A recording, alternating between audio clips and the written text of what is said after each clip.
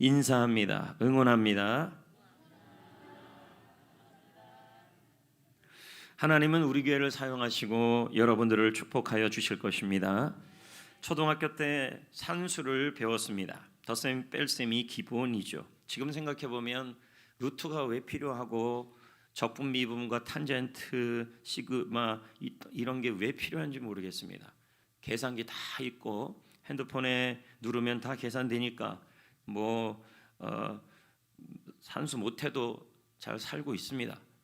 그렇다는 거죠. 그러면 덧셈은 무엇이냐면 어떤 수에서 어떤 수를 더하는 것이고, 뺄셈은 어떤 수에서 어떤 수를 덜어내는 게 뺄셈입니다. 그런데 성도 여러분, 인생을 살다 보면 하나님께서 우리 인생에 뺄셈을 할 때가 있습니다. 돈을 빼고 명예를 빼고 건강을 빼고 이것저것 하나님이 우리 인생에 손해를 보게 할 때가 있다는 것입니다. 오늘 말씀에 등장하는 아브라함, 하나님은 아브라함의 삶에서 많은 것들을 손해보게 하셨습니다.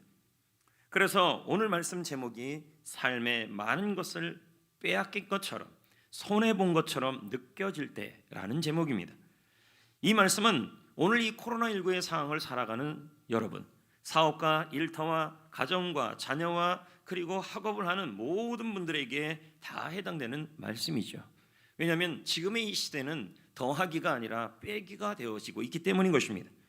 그러면 본문 1절 말씀을 시작하겠습니다. 다 같이 여러분 따뜻하다 그래서 주무시러 오시지 마시고 다 말씀을 읽으시기를 부탁드립니다. 읽읍시다. 시작.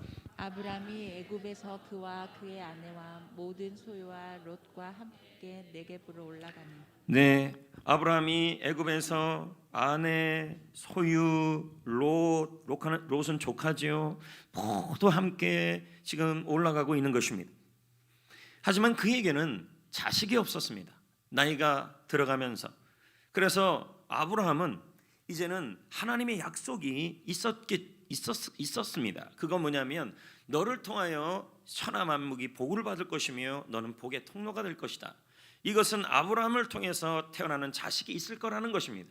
근데 나이가 점점 들어가면서 이제 자식에 대한 기대감이 사라지니까 이제 누구를 의지하기 시작했냐면 하나님을 의지하기보다는 조카 롯이나 잘 키워서 이 롯이 대신하여 내 아들이 되었으면 좋겠다, 이런 마음이 들었던 것입니다.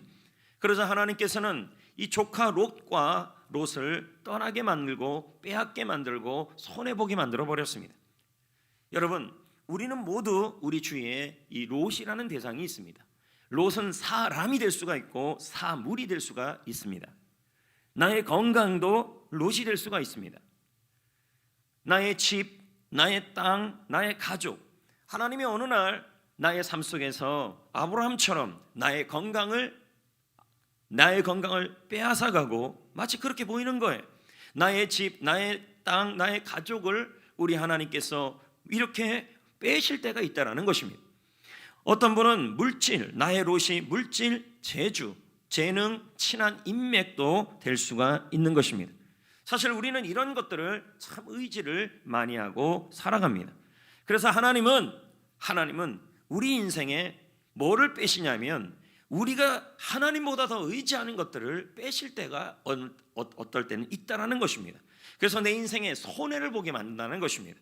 건강, 인맥, 재주, 재능, 물질, 땅, 가족, 집. 그래서 이사야 3장 1절은 다음과 같은 말씀을 합니다. 자, 읽어봅니다. 시작. 보라, 주 만군의 여호와께서 예루살렘과 유다가 의뢰하고 의지하는 것을 뭐 하신대요? 제하여 뺐다. 하나님이 뭐 하고 있는 거예요? 하나님보다 더 의지하는 것들이 있었다는 거예요. 근데 그것을 뭐 하신다고요? 빼기를 해버리셨다는 거예요. 손해보게 했다는 거예요. 그것이 뭐냐 봤더니 곧 그가 의지하는 양식과 그가 의지하는 물이다. 양식과 물이라는 말은 이스라엘 백성들이 굉장히 의지하는 것들입니다. 하나님은 우리가 의지하는 것을 어떨 때 이렇게 뺄셈을 하신다라는 것입니다. 왜 그렇게 하실까요? 오직 하나님만을 의지하게 하기 위해서 하나님께서는 어떨 때 어떨 때 내가 의지하는 것들을 제하여 버리시고 빼시고 손해보게 하신다라는 것입니다. 욥이라는 사람이 그렇습니다. 하나님은 욥에게 있는 것들을 뺄셈을 하셨습니다. 손해보게 하셨습니다.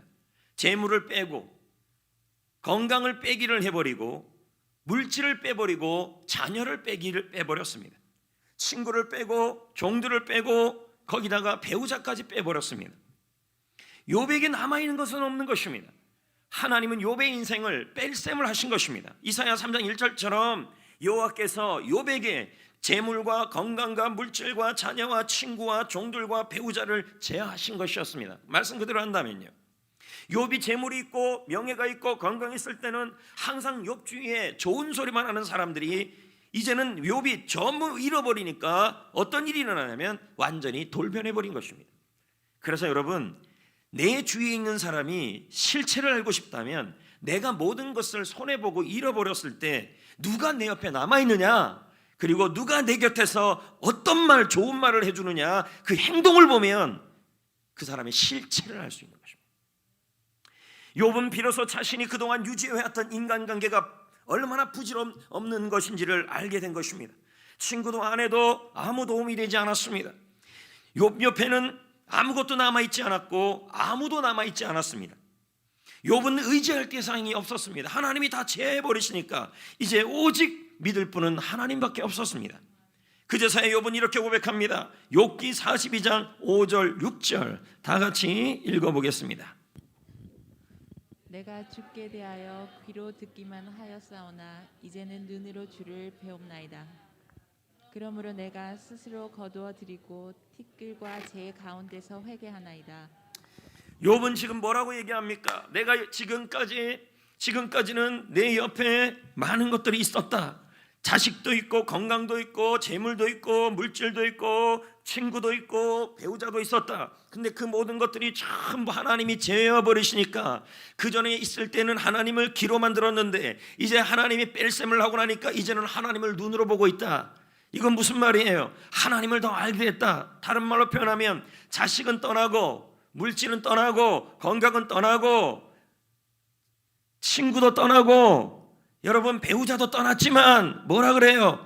다 떠났지만 하나님은 떠나지 않음을 욥은 알게 된 것입니다. 여러분, 그 후에 하나님은 욥에게 갑절의 은혜를 허락하여 주셨습니다. 이와 같이 여러분, 우리가 하나님의 뺄셈에 담겨진 영적 의미를 깨닫기만 한다면 하나님은 항상 덧셈의 은혜로 바꿔버리십니다. 할렐루야, 할렐루야. 혹시 이 자리에 뺄셈을 경험하는 분이 있습니까? 사업장이 뺄셈이고 지금 여러분의 인생이 뺄셈이고 나의 건강이 자꾸만 뺄셈이 되고 있고 그리고 나의 자녀들이 점점 뺄셈이 되고 있고 여러분의 삶이 그렇게 되고 있습니까? 여러분, 하나님은 우리에게 깨닫기를 원하시는 것입니다. 깨달으면 덧셈으로 바뀔 줄 믿습니다. 뭘 깨닫기를 원하냐면 내가 의지했던 이 모든 것들은 인생 무상하다. 내가 의지해야 될 유일한 분, 그리고 끝까지 내 곁에 남아있는 분은, 다 떠나도 남아있는 분은 하나님밖에 없다. 이걸 깨달을 때 여러분 덧셈의 은혜가 임하는 줄 믿습니다. 여러분, 제 말은 자녀를 사랑하지 말라는 말이 아닙니다. 자녀를 의지하지 마시고 물질을 의지하지 마시고 건강을 의지하지 마시고 친구를 의지하지 마시고 재물을 의지하지 마시고 사랑하셔야죠. 우리가 살아가야 될 대상은 오직 하나님밖에 없는 줄 믿습니다. 의지해야 될 대상은요. 얼마 전에요, 탤런트 이광기 씨의 신문 기사가 났어요. 헤드라인이 이렇게 돼 있어요. 신종플루로 아들 떠난 후 달라진 삶의 고백. 탤런트 이광기 씨는 자신의 아들을 어렸을 때 7살인지 제가 모르겠어요. 하여튼 7살인지 초등학교 9살인지 이 아이를 잃은 겁니다. 하나님이 그의 인생에 뺀 거죠. 얼마나 힘들겠습니까, 여러분? 분명히 예수를 믿고 하나님을 믿었지만 너무 그 첫째하고의 터울이 나이 차이가 꽤 되니까 너무 이쁜 거죠. 그러니까 뭐예요? 자식이 그냥 모든 거예요. 아브라함에게 롯은 모든 것이었어요. 그러니까 하나님이 이 이광기 씨에게 어떻게 합니까?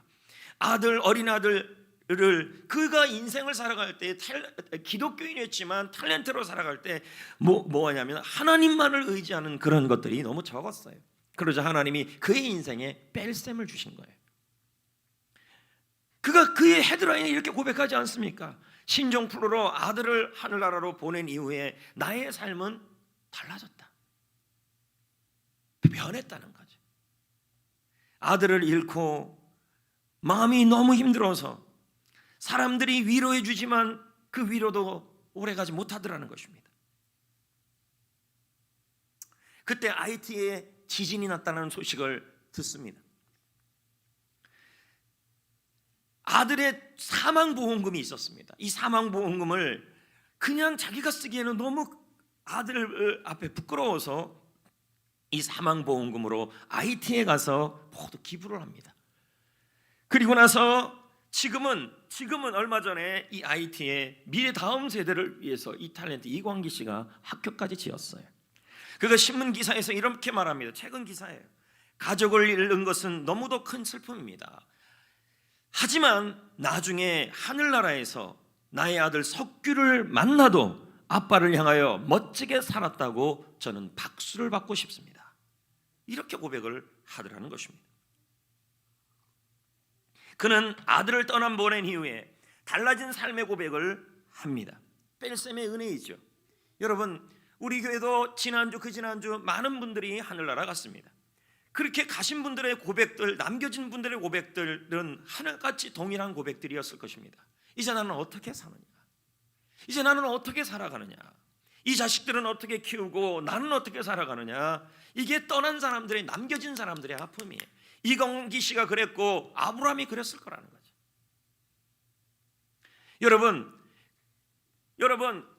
여러분들 곁에 물질이 떠나고, 욥처럼 물질이 떠나고 건강이 떠나가는 것 같고, 그리고 자녀가 떠나가고 종들이 떠나가고 어떤 분은 가족이 떠나가고 배우자가 떠나갈 수가 있겠죠.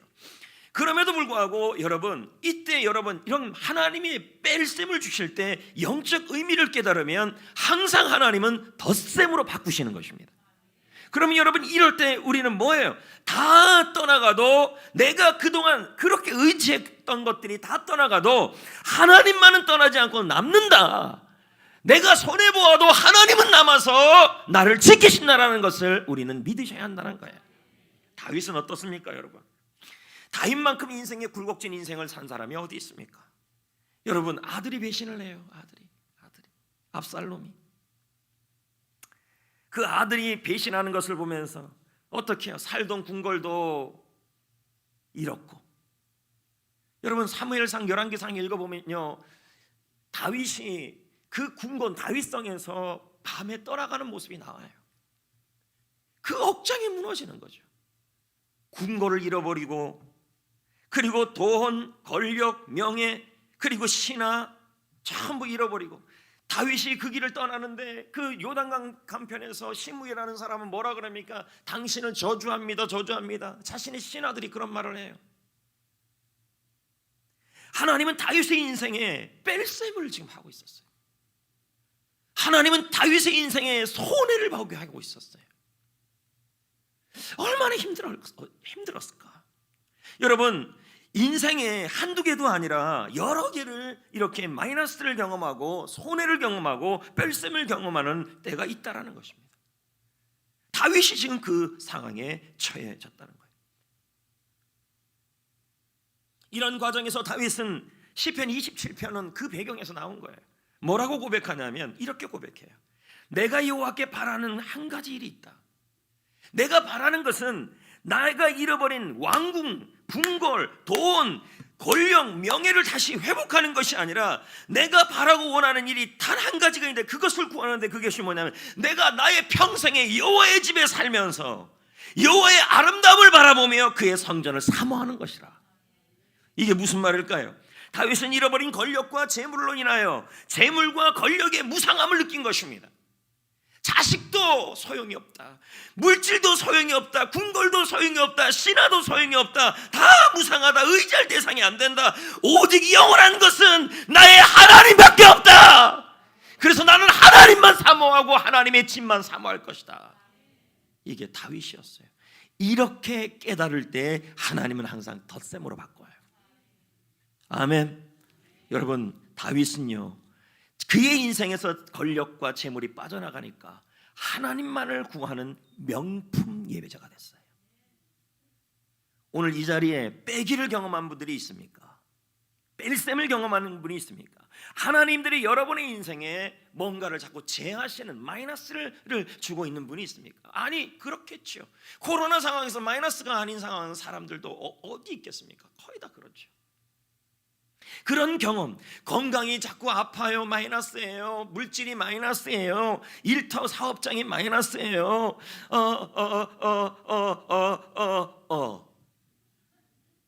마이너스예요. 건강이, 목사님은 그건 플러스예요. 아니죠. 배만 나왔을 뿐입니다. 배가 나왔다는 건 건강이 마이너스라는 얘기죠. 자꾸 마이너스.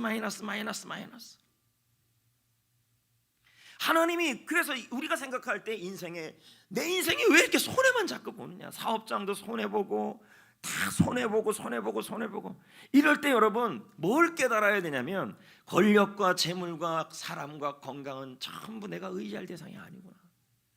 내 곁에 남는 영원한 분은 하나님밖에 없구나. 나는 명품 예배자가 돼야겠다. 이럴 때 여러분 덧셈으로 바뀌는 줄 믿습니다. 덧셈을 주십니다. 할렐루야. 하나님이 뺄셈을 주실 때 여러분은 고백하셔야 합니다. 하나님밖에 없습니다.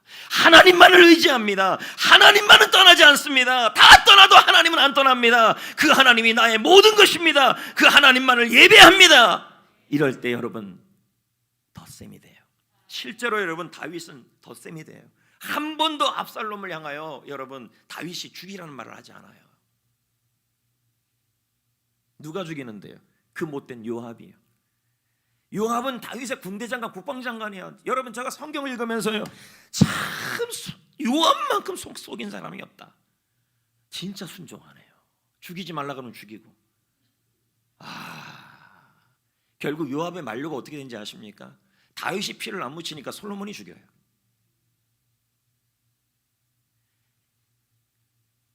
이건 그냥 읽다가 묵상해서 제가 느낀 거예요. 야, 요압 같은 사람 정말 자기 잘났다고 살아가는데 결국은 인생 끝이 안 좋았어요. 성도 여러분, 아프리카에서 원숭이 잡는 법 아십니까? 네? 모르잖아요. 우리나라의 그 백자 아십니까? 호리병 백자 알아요? 얘기를 해주셔야죠. 백자 알아요?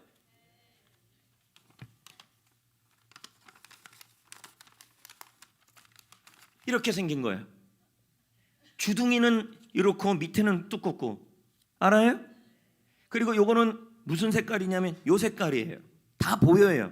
원숭이 잡을 때 뭐 해요? 여기다가 반짝반짝 빛나는 금속으로 이렇게 집어넣으면 원숭이가 이거 갖고 싶겠죠? 대답을 안 해줘요. 갖고 싶겠죠? 그래서 손을 집어넣어요. 그래갖고 얘 잡지요. 예? 그러면 이제 어떻게 해야 돼요? 꺼내야죠. 그러면 어떻게 꺼내야 돼요? 이거 손을 놔야 나올 거 아니에요. 주먹을 꽉 짚잖아요. 그래서 이거 잡고 있다가 잡힌다는 거예요. 이게 원숭이 잡는 법이에요, 아프리카에서. 여러분이 이해를 좀 빨리 해줬으면 주보를 이렇게 구기진 않았을 거 아니에요, 여러분. 여러분, 아브라함의 조카 롯은 딱 원숭이 같았어요. 무슨 말이냐면 눈앞의 이익을 선택했다는 거예요. 인생의 의지해야 될 대상이 뭐였냐면 바로 소돔이었어요. 소돔. 아브라함이 그랬어요. 아브라함이 로사,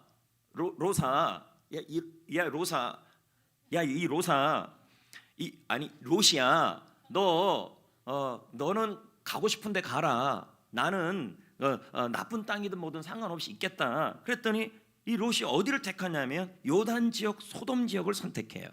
아주 살기 좋은 지역이에요. 어마어마해요. 물도 넉넉하고 전화하면 배달도 잘 되고 할렐루야. 초밥집도 있고 할렐루야. 제가 이런 말에서 여기 또 수지 사시는 분들도 계실 테지만 아브라함이 살던 곳은 이 성전같이 이렇게 척박한 곳이었고, 저기 롯이 선택한 곳은 어디냐면 저 수지같이 초밥집 있는데 어마어마한 거예요. 제가 경찰서장님이랑 지난주에 식사했는데 그러더라고요. 이쪽 처인구 쪽이 지역이 9면 저쪽 수지 쪽은 1밖에 안 된대요. 지역 차이가. 몰라요 뭔 말인지요? 처인구는 이렇게 넓은데 인구는 60만이고 수지구는 지역은 요만한데 인구는 70만이에요.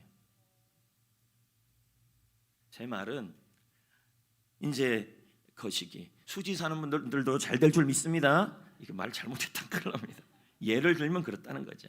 근데 롯이 선택했던 게 뭐냐면 살기 좋고 넉넉한 곳을 선택했어요. 그래서 롯은 모든 걸 다 얻었어요. 다. 근데 뭐가 없었어요? 하나님이 없었어요. 여러분 보세요. 이 땅에 내가 의지했던 물질, 그리고 돈, 권력, 명예, 건강, 이 모든 것도요, 아무리 그런 게 다 있어도요, 여러분 하나님이 없으면 무너져요. 소돔과 고모라가 무너질 때 롯이 가졌던 모든 재물도 다 무너졌어요. 근데 아브라함 보십시오. 아무것도 남아있지 않았어요. 그런데 뭐예요? 하나님이 남아있었어요. 하나님만 남아있으면, 여러분 하나님의 뺄셈을 경험할 때 손해를 보는 것이 중요한 것이 아니라 하나님만 남아있다면 여러분 부족함이 없습니다. 아멘. 이런 말이 있어요. 100-1은 0이다. 무슨 말이에요? 100% 성공한 인생이라도 하나님이 빠지면 아무것도 아니다. 0 더하기 1은 100이다. 내가 아무것도 없는 빈손이라도, 사업장이, 가정이, 내 건강 상태가, 할렐루야, 그리고 내 자녀들이, 내 인생이 빈손이라도 하나님 한 분만 있으면 충분하다. 부족함이 없다. 왜요? 여호와는 나의 목자이시니 내게 부족함이 없으리로다. 하나님은 빼기도 하시지만 더하기도 하시는 줄 믿습니다. 아멘. 하나님 앞에서 하나님이 여러분의 인생에, 여러분의 사업장에, 여러분의 가정에 빼기를 주실 때, 손해를 끼칠 때, 여러분 그것을 가지고 여러분 우리가 억울하고 답답할 수 있습니다. 그럼에도 불구하고 여러분, 하나님이 우리에게 손해를 주시는 것은 인생은 무상하다, 사람 관계도 무상하다, 권력도 무상하다, 오직 의지할 분은 하나님밖에 없다라는 것을 깨달으라는 것입니다. 그걸 깨달을 때 하나님은 언제나 덧셈으로 바꾸셨어요. 믿으십시오. 실제로 아브라함이 그랬지 않습니까? 정말 손해를 많이 봤어요. 다 가져가라 그랬어요. 다 가져가라. 야, 가져갈 거 다 가져가라. 근데 여러분, 다 가져갔는데 실상은 뭐예요? 0이에요. 하나님이 없었어요.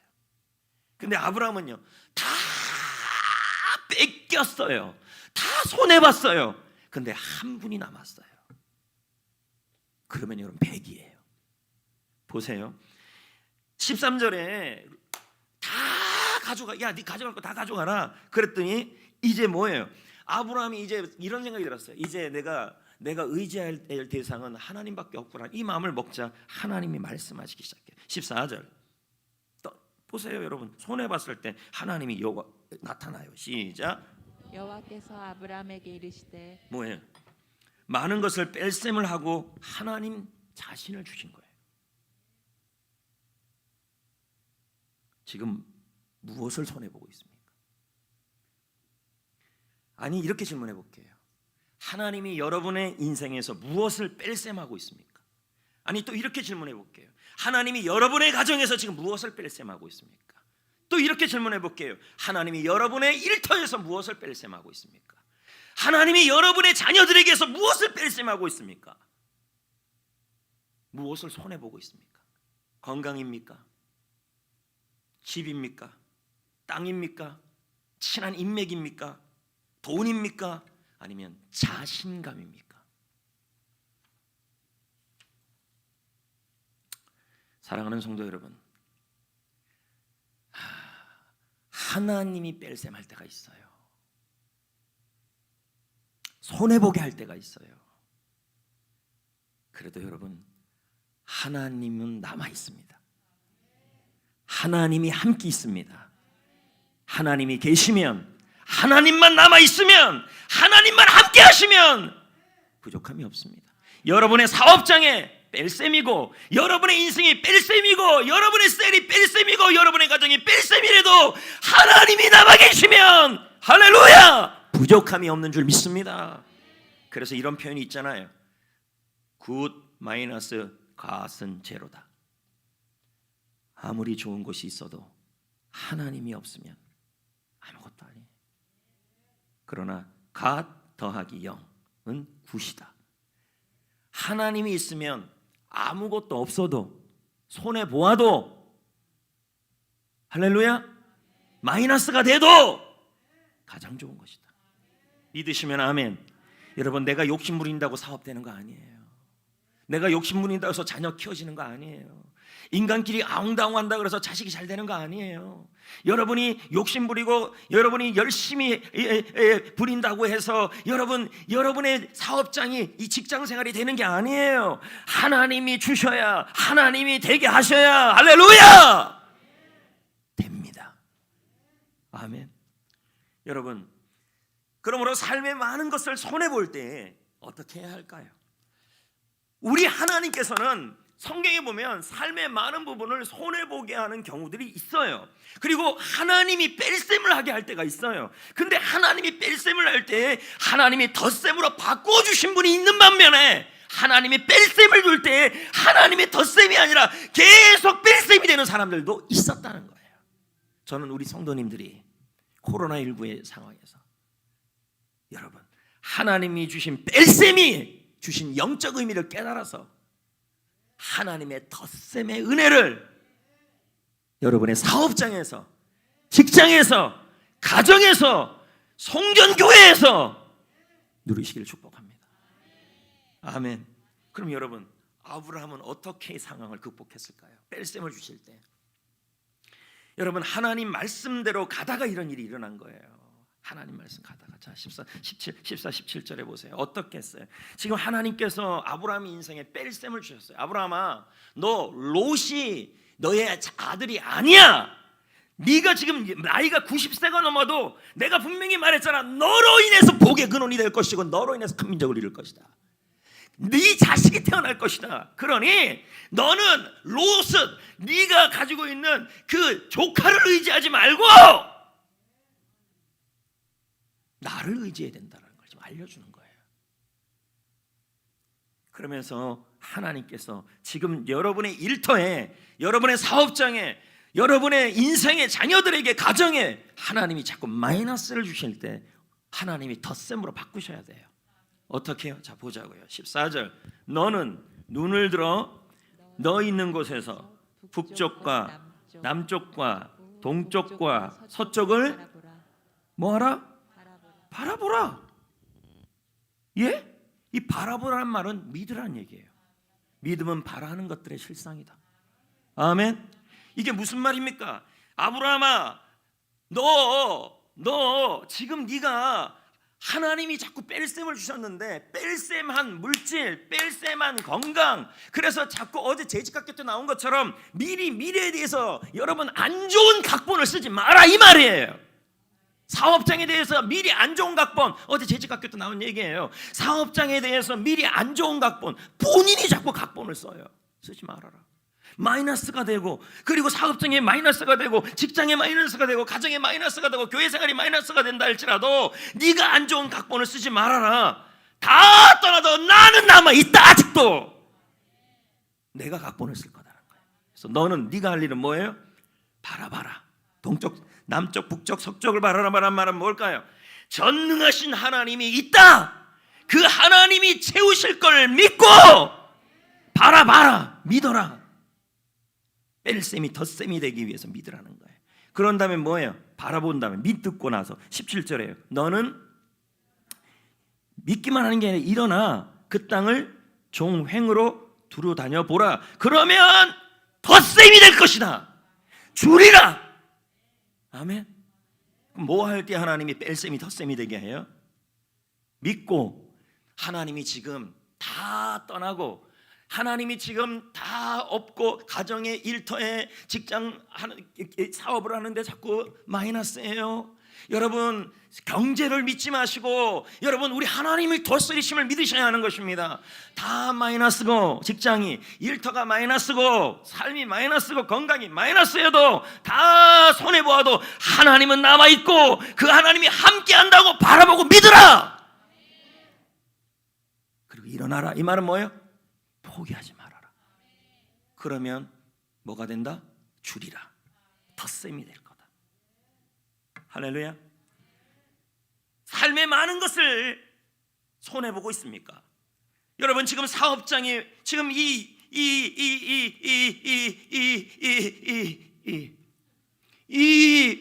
아브라함이 지금 있는 장소가 어디입니까? 예? 너 있는 곳이 어디예요? 손해본 자리예요. 여러분의 사업장의 그 마이너스, 여러분의 일터의 마이너스, 전도하는데 마이너스, 교회 나오는데 마이너스, 자녀가 마이너스, 그곳에서도 뭐 하라는 거예요? 그곳에서도 뭐 하라는 거예요? 이제 다른 거 의지하지 말고 오직 하나님 한 분만을 진짜 끝까지 믿어라. 바라봐라. 그리고 포기하지 말아라. 그러면 덧셈이 될 거다. 내가 채워줄 것이다. 하나님의 뺄셈을 심각하게 경험한 사람이 있죠. 아브라함의 아들 이삭이에요. 이삭. 여러분 이삭은 하나님이 이렇게 말씀하셨어요. 이삭아 창세기 26장에 너 다른 데 가지 말고 여기 머물러라. 이 글 아래 머물러라. 그래서 이삭이 어떻게 했어요? 순종을 했어요. 그 장소에 머물렀어요. 그리고 그곳에서 농사를 졌어요. 하나님 말씀에 순종하고 하나님을 믿음으로 열심히 신앙 붙잡고 갔더니 농사 졌더니 와, 그 사업장에 100배. 할렐루야. 그 일터가 100배, 자녀들이 100배 그런 결실을 맺은 거예요. 근데 그 다음이 늘 문제예요. 하나님이 이럴 때 꼭 뭐 하시냐면 빼기를 하셔요. 과연 뭘 의지하냐를 보는 거죠. 여러분의 사업장에 마이너스를 주기 시작하는 거죠. 여러분의 인생에 마이너스. 그런데 어떤 일이 일어났어요? 블레셋 사람들이 이삭의 우물을 빼앗아 가기 시작해요. 이삭은 다른 곳으로 가서 우물을 파요. 그러면 또 손해보고 또 손해보고. 여러분 가족들의 눈에는요 이 이삭이라는 가장이 너무 무능력하게 보이는 거예요. 여러분은 어떻습니까? 하나님 믿고 예수님 믿고 기도 응답 받았어요. 기도 응답 받았더니 이 사업 하래요. 기도 응답 받았더니 이 직장 하래요. 기도했더니 뭐라 그러냐면 이 아이들 이 대학 보내래요. 이 학교 보내래요. 그런 응답들을 받았어요. 들어가더니 아이들이 곧장 잘해요. 그러더니 어느 날부터 사업이 안 돼요. 응답 받았는데? 그러더니 남편이 속 썩여요. 그러더니 자녀가 속을 썩여요. 응답 받고 갔는데 처음엔 좀 되더니 계속 이제 뭐예요? 마이너스. 그러더니 옆에 있는 남편이, 예수 안 믿는 남편이 이렇게 말해요. 내가 옛날에 점 봤는데 점쟁이 그러더래. 우리 집은 예수 믿으면 망할 거래. 그걸 또 믿어요. 할렐루야. 이걸 뭐 할렐루야. 세상에 그런 말은 또 잘 믿어요. 그래서 우리 굿하자 막 이렇게 나와요. 여러분 가장으로서 이때 느끼는 게 이삭은 뭐였을까요? 무능력이에요. 예수 믿고 순종하고 글 아래서 농사짓고 장사하고 글 아래서 뭐 한 거예요? 사업하고 그리고 열심히 자녀 키우고 그렇게 했는데 자꾸만 블레셋 사람들이 와가지고 손해를 끼치는데 그때 느끼는 게 뭐냐면 무능력이에요. 야, 내가 이렇게 무능력하나? 내가 이렇게 아무것도 아니나? 나는 이렇게 남겨진 게 아무도 없네. 나 혼자밖에 없네. 아마 이삭이 그런 생각이 들었을 거예요. 그런데 여러분 하나님은 이 이삭을 이런 과정에서 뭘로 세우냐면 믿음의 사람으로 세워가고 있었어요. 여러분 하나님이 주시는 뺄셈이 경험할 때 무능력을 경험해요. 엄마로서, 가장으로서, 아빠로서, 그리고 자녀로서, 그리고 사장님으로서, 그리고 리더로서, 그리고 직장 직원으로서 내 스스로가 뭘 느끼냐면 내가 예수 믿고 응답받고 하는 이 모든 일들이 어떨 때 보면 자꾸 마이너스가 될 때 우리가 느끼는 건 무능력이에요. 이때 여러분 다 빼앗겼다고 생각할 때 이때 하나님은 그에게 나타나요. 이삭에게. 오늘 사업장에 기도하면서 가는데 마이너스를 경험하고 오늘 여러분의 인생에 자신의 건강이, 자신의 삶이, 그리고 자신의 직장 생활이, 믿음 생활이 주님 믿고 가는데 왜 이렇게 자꾸 건강은 안 좋아지고, 왜 이렇게 자꾸만 물질은 마이너스가 되고, 왜 이렇게 자꾸 자식은 속속이고, 자식 앞에 나는 무능력을 느껴요. 이 자식들, 죄송합니다, 이 베이비들 왜 이렇게 아빠로서, 가장으로서 무능력이. 참 믿음 생활 잘하기를 바라서 큐티책도 사다 주고 좋은 성경서도 사다 줬는데 지 돈으로는 안 사고, 죄송해요, 지라 그래서요. 사주면 읽지도 않고. 늘 무능력이에요, 부모로서.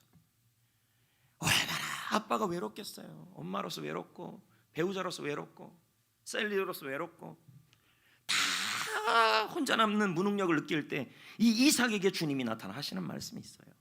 26장 24절 읽어볼까요? 넣었을까요? 이번에는? 안 넣었네. 제가 읽을게요. 그 밤은 이삭에게 나타난 밤이에요. 벌벌벌 떨고 있는 거죠. 블레셋이라는 이 나쁜 사람들이 이삭의 것을 다 손에 끼친 그 밤이에요. 얼마나 무서워요. 가장으로서 무능력을 느끼는 거죠. 그 밤에 여호와께서 그에게 나타나시되 나는 내 아버지 아브라함의 하나님이니 두려워하지 말아라. 아무것도 없어도 두려워하지 말아라. 손해보고 있어도 두려워하지 말아라. 걱정하지 말아라. 내 종 아브라함을 위해서 내가 너와 함께 있다. 나는 남아있다. 다 마이너스가 돼도, 다 빼앗아도 하나님은 너와 함께하고 있다. 내가 너를, 이 사실을 믿는다면 너에게 복을 주고 덧셈을 줄 것이다. 그렇게 나오는 거예요. 우리 하나님은 여러분이 번성하기를 원해요. 여러분의 일터가, 아멘, 여러분의 자녀과 가정과 직장 생활과 인생이 뭐하기를 원해요? 하나님께서 번성하기를 원해요. 그래서 그 번성함을 통해, 그 물질을 통해, 그 번성함을 통해 하나님의 나라의 도구로 쓰기를 원해요.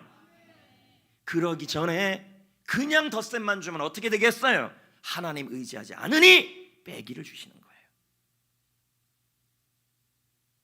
이삭은 여러분, 함께 하시는 하나님, 마이너스이지만, 무능력하지만 하나님은 남아 계신다. 하나님이 나와 함께 하고 있다. 그 하나님이 채워주실 것이라는 사실을 바라봤어요. 끝까지 믿었어요. 하나님은 남아있다고 믿었어요. 하나님이 함께하고 있다고 믿었어요. 그리고 포기하지 않고 예배하는 삶을 살았어요. 부엘세바로 가서 또 예배를 드려요. 그때 그렇게 괴롭히던 아비멜렉과 군대 장관이 찾아와서 이삭에게 말해요. 뭐라고 얘기합니까? 하나님이 너와 함께 하심을 우리가 분명히 보았다. 여러분의 사업장에 이런 말들이 들리시길. 다 마이너스인데 하나님이 함께하고 있구나. 하나님이 함께하고 있구나. 하나님이 함께하고 있구나. 하나님이 남아있구나. 이 사업장은 하나님이 도와주고 있구나. 그걸 믿으시고 포기하지 마시라는 얘기죠. 여러분, 예수님의 제자들은도 비슷했어요. 제자들을 예수님이 불렀죠.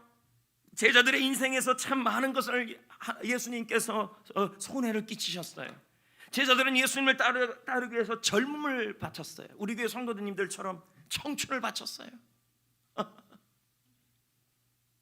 또 뒤에 가서 그런 노래 부르지 마세요. 청춘을 돌려달라고. 저도 이 송정교회 제 청춘 다 바쳤어요. 잘 나가던 30대 40대 청춘을 돌려다오. 여러분, 지금 웃자고 한 노래를 이렇게 심각하게 받아들이십니까? 제자들은 주님을 따르기 위해서 젊음을 바쳤고 에너지를 쏟았고 가족을 떠나야 했습니다. 예수님을 믿고 따르는데 자꾸만 마이너스예요. 자꾸만 손해예요. 자꾸만 빼기예요. 주님을 믿고 따르는데, 우리도 그래요. 예수님을 믿고 사업을 시작하고 예수님을 믿고 따라가는데 즐기고 싶은 거, 누리고 싶은 거 안 누리면서 주님을 위해서 살아갔는데 왜 자꾸 직장은, 왜 자꾸 사업은, 왜 자꾸 내 건강은 왜 자꾸 이렇게 마이너스냐는 거죠. 베드로가 예수님께 말합니다. 주님, 우리는 주님을 위해 모든 것을 다 버렸습니다. 근데 나는 이게 뭡니까? 라고 물어요. 나는 주님 때문에 뺄셈이 되었어요. 주님 따르다가 나는 손해봤어요. 그래서 예수님이 뭐라 그럽니까? 마가복음 10장 30절에 이렇게 말해요. 주님을 위해서 모든 것을 버린 자들은, 이 말은 뭘까요? 주님 때문에, 주님 믿다가 하나님의 뺄셈을 경험한 사람들은 이 말이에요. 예수 믿는 여러분, 사업장이 뺄셈입니까? 예수 믿는 여러분, 즐기고 싶은 거, 누리고 싶은 거 못 누리면서 주님 앞에 순종하다가 여러분 가족 중에 누군가가 뺄셈이 되었습니까? 아픕니까? 그리고 사업장과 직장과 물질과 여러분의 자리가 뺄셈입니까? 그래서 지금 여러분이 느끼는 게 왜 이렇게 나는 무능력하느냐, 이걸 느끼고 있습니까? 그런 자들에게 주님이 하시는 말씀이에요. 30절에 이렇게 말해요. 현세에 있어 집과 형제와 자매와 어머니와 자식과 존토를 100배를 받을 것이다. 덧셈 해준다는 거죠. 믿으십니까? 주님을 위해 뺄셈을 되었다면, 복음을 위해 뺄셈이 되었다면 하나님이 채우시고 보상한다는 거죠. 할렐루야. 여러분, 하나님의 뺄셈이 하나님의 덧셈으로 바뀌기 위해서는 아브라함처럼 어떻게 해야 돼요? 모든 것이 사라지는 상황에서도 하나님만은 남아있다고 믿으셔야 돼요. 끝까지 믿으셔야 돼요. 그리고 포기하지 마셔야 돼요. 사업을 포기하지 말고, 직장을 포기하지 말고, 인생을 포기하지 말아야죠. 호세아 6장 3절에 그 말씀이 나와요. 다 읽어봐요. 호세아 이 상황은요, 여로보암 2세 왕 시대예요. 정말 유다의 북방 이스라엘 역사상 다윗 이후에 잘 살았던 시대예요. 근데 하나님을 버린 시대예요. 한번 보자고요. 하나님이 마이너스 시킨다고 얘기를 했어요. 그러면서 너희들 살 길을 얘기해요. 덧셈이 되는 길을 얘기를 해요. 읽어볼까요? 시작. 그러므로 우리가 여호와를 알자, 힘써 여호와를 알자. 그렇게 하면 어떻게 된대요? 그의 나타나심은 새벽빛같이 어김없나니 비와 같이 땅을 적시는 늦은 비와 같이 우리에게 임하리라. 이건 뭐예요? 덧셈이에요. 어떻게 할 때 덧셈이에요? 여호와를 힘써 할 때. 힘써라는 말이 뭔지 아십니까? 끝까지 쫓아간다는 뜻이에요. 끝까지 여호와를 알아라, 여호와를 믿으라. 그러면 하나님이 어떻게 해요? 반드시 덧셈을 줄 거다, 이 말이에요. 할렐루야. 오늘 여러분 사업장에, 직장 생활의 일터에서 마이너스를 경험하고 있는 분들, 인생의 마이너스를 경험하고 있는 분들이 있을 것입니다. 그러나 여러분, 다 마이너스여도 여러분 하나님께서 마이너스를 주시는 것은 여러분에게 힘들게 해서 주시는 것이 아니라, 그것들은 의지하지 말고 지금 남아있는 나 하나님을 끝까지 믿어라. 하나님이 남아있음을 힘써 믿어라. 끝까지 믿어라. 하나님이 채워주심을 믿고 포기하지 말아라. 내가 덧셈을 줄 거다. 무능력해도 줄 거다. 이 시대가 어떤 시대예요? 북방 이스라엘 시대. 언제예요? 여로보암 2세 왕 때 시대. 이스라엘 역사상 부강한 때였습니다. 여러분, 이때가요 경제적으로도 너무 안정이 돼 있고 나라 상황이 괜찮은 상황이었어요. 우리나라처럼. 여러분, 보릿고개라는 이 얘기를 서장님이 물으시더라고요. 목사님, 보릿고개 경험해 보셨어요? 경험해 본 것 같기도 하고, 보리쌀 먹어봤으니까.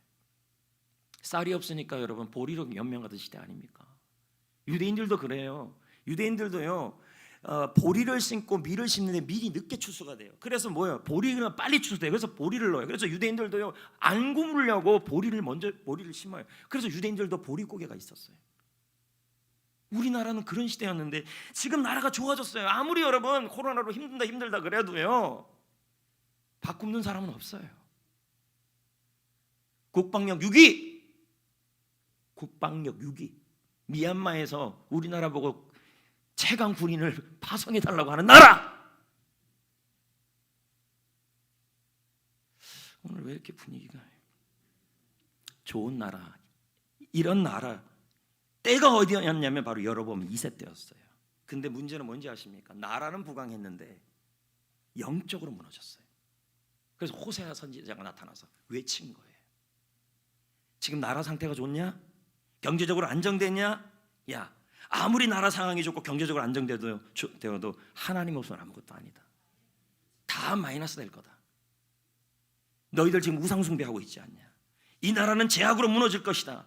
반드시 하나님의 뺄셈이 올 것이다. 아수르가 일어나서 이 나라가 무너질 것이다. 772년에 무너져요. 실제로 하나님의 뺄셈이 올 것이다. 왜? 너희들이 그렇게 인정했던 부강한 나라의 상황, 경제적 안정, 그 의지했던 모든 것들을 내가 뺄셈을 줄 것이다. 이유는 뭐야? 그것을 극복할 수 있는 방법은 뭐냐? 하나밖에 없다. 여호와를 알아라. 힘써 알아라.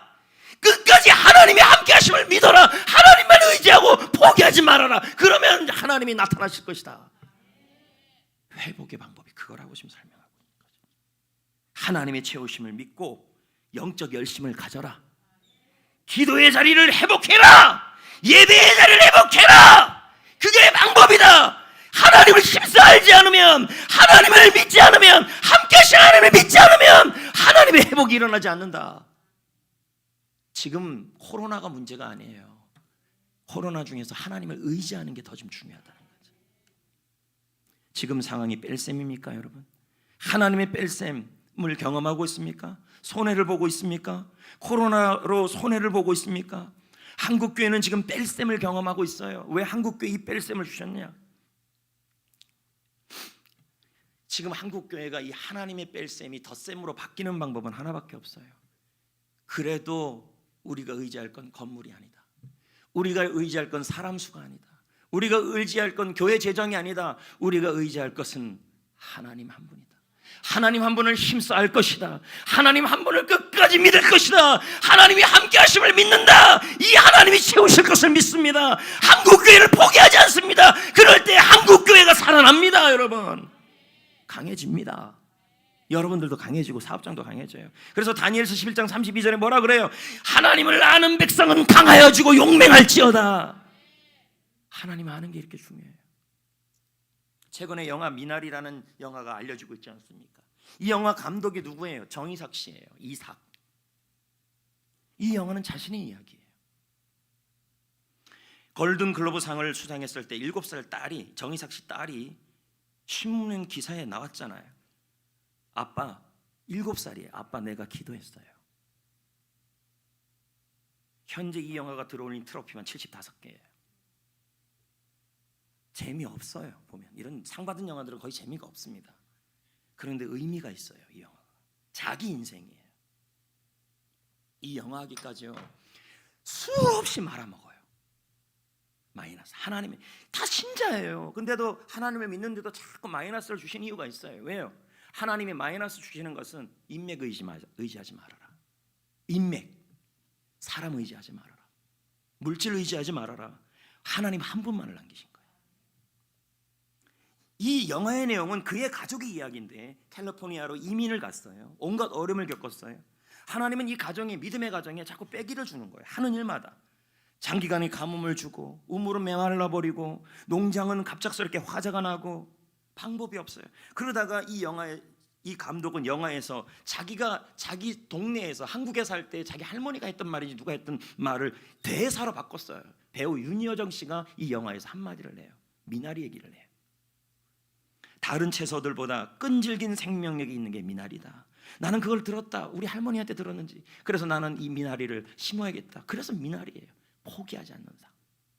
하나님을 의지하는 삶. 하나님은 그의 인생에 참 많은 걸 빼셨어요. 하지만 오직 하나님 그런 상황에서 너무 두려웠고 가장으로서 무능력함을 느꼈어요.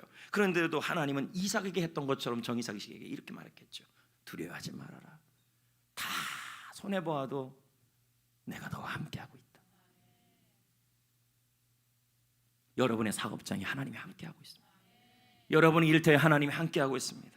하나님만을 의지합시다. 하나님만을 믿읍시다. 힘써 하나님을 압시다. 힘써 예배를 드립시다. 힘써 기도의 자리를 지킵시다. 저는 미나리는요 매운탕이나 들어가는 게 미나리인 줄 알았어요. 어느 곳에나 잘 자라는 게 미나리인지 몰랐어요. 실제로 이 미나리를 심어서 대박을 치잖아요. 그게 영화 내용이에요. 국민일보 신상목 기자는 이 미나리라는 영화를 이렇게 말했어요. 미나리라는 영화는 2가지 기도응답을 포함하고 있다. 성경 구절을 인용한다면 빌립보 4장 19절이다. 나의 하나님이 그리스도 예수 안에서 영광 가운데 그 풍성한 대로 모든 쓸 것을 채우시리라. 아멘. 감독은 하나님의 뺄셈을 경험했습니다. 하지만 하나님만은 남았죠. 그리고 그 하나님이 함께 하셨죠. 그리고 그 하나님만을 바라봤죠. 그리고 그 하나님의 채우심을 끝까지 믿었죠. 그리고 포기하지 않았죠. 그랬더니 하나님이 덧셈으로 바꾸셨습니다. 저는 이제 말씀을 맺으려고 합니다. 지금 우리나라 어떻습니까? 여로보암 2세 시대처럼 못 사는 거 아닙니다, 여러분. 물론 여러분 예전 마이너스가 되고 이런 상황은 맞죠. 그러나 그렇게 못 사는 나라는 아닙니다. 맞지 않습니까? 그러나 지금 상황은 어떻습니까? 여로보암 2세랑 비슷해요. 우상은 만연해 있고 사주팔자와 점들은 성행하고 있고 인권이라는 이름으로 악법들이 용인되고 있습니다. 낙태법, 여러분 이 낙태법에 대해서 헌법재판소에서 2019년에 불합치 판결 내렸어요. 이 말은 올 2020년 12월 30일까지 국회에서 이 법을 개정하라는 통보까지 내렸어요. 근데 국회가 지금까지 안 하고 있어요. 그래서 어떤 일이 일어났습니까? 의료 현장은 지금 혼란에 빠져서 이 낙태가 공공연하게 해야 되나 말아야 되나 엄청난 혼란에 지금 빠져 있어요. 국회의원들이 지금 일을 안 해요. 헌법에서는 헌법재판소들은 개정하라고 하는데 개정 안 하고 앉아 있어요. 가정건강법 용인을 정춘수 의원 이름 검열하겠습니다. 그 국회의원이 이 법안을 발의했습니다. 동성연애 해야 되고 동성끼리 결혼해도 된다. 이것에 대해서 목사님들이 찾아가서 얼마나 항의를 했는지 모릅니다. 어제 얘기가 떨어졌습니다. 이 법안이 보류가 되었다. 참 이런 나라예요. 인권이란 이름으로.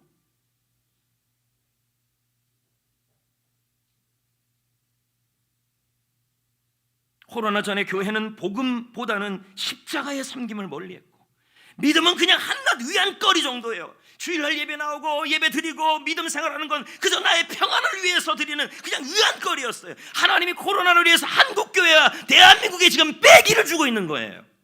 뺄셈을, 성도를 빼버리고 풍부를 빼버리고 물질을 빼버리고 여러분의 건강과 또 여러분의 많은 것들을 빼요. 왜요? 우리 교회를 명품 교회, 할렐루야! 여러분의 사업장을 명품 사업장, 여러분의 인생을 명품 인생, 명품 예배자로 만들기 위해서예요. 하나님의 목적은 뺄셈이 아니라 덧셈이에요.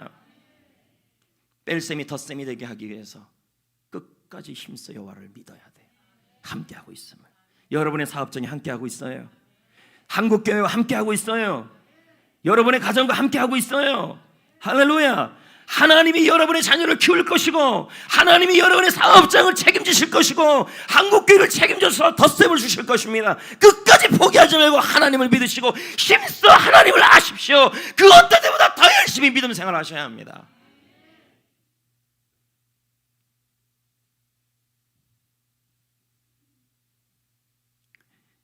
저는 생각합니다. 코로나19 하나님이 뺄셈을 주셨겠죠. 그러나 많은 책들이 말하기를 암울하다고 저는 보지 않습니다. 왜요? 저는 다른 책을 믿는 게 아니라 이 책을 믿어요.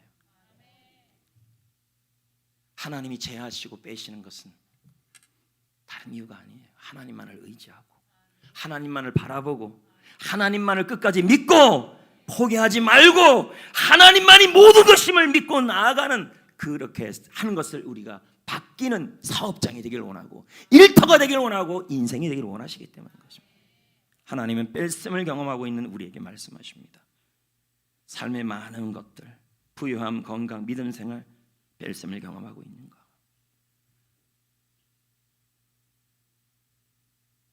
아직 내가 남아있다. 한국교회도 하나님 남아있습니다.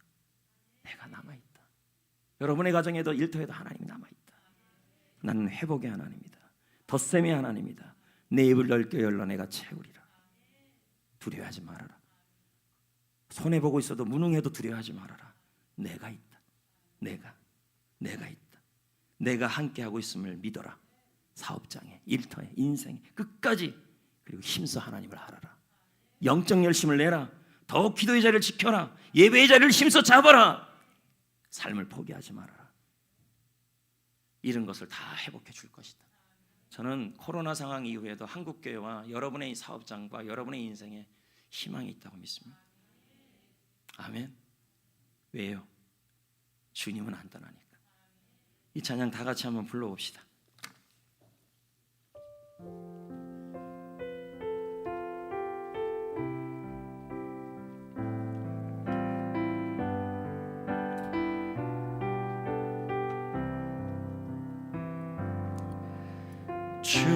주와 함께라면 가난해도 좋아. 참된 부요함이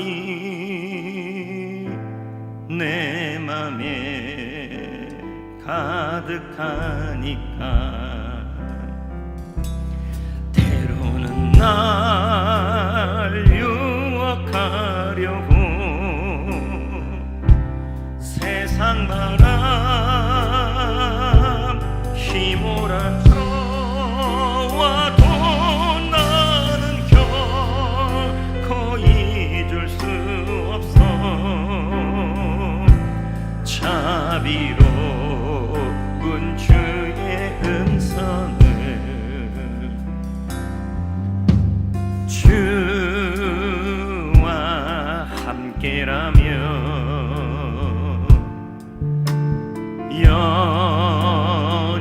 연약해도 좋아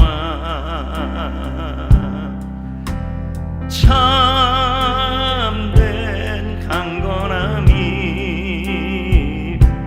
내 맘에 가득하니까 때로는 날 넘어뜨리려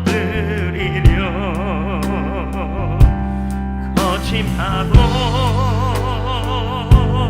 휘몰아쳐 와도 나는 결코 놓을 수 없어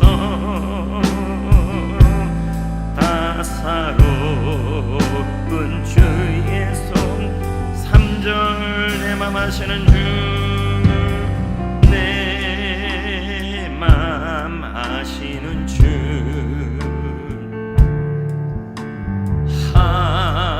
항상 함께 계셔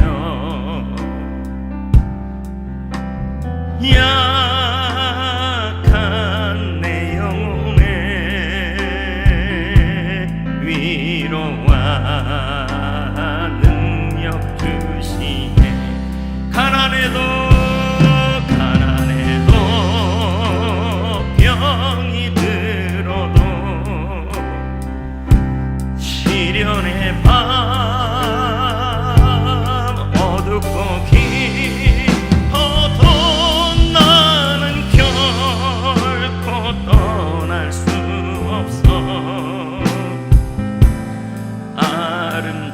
아름다운 주의 나라를 주의 나라를 한 마음으로 기도하는 시간을 가집시다.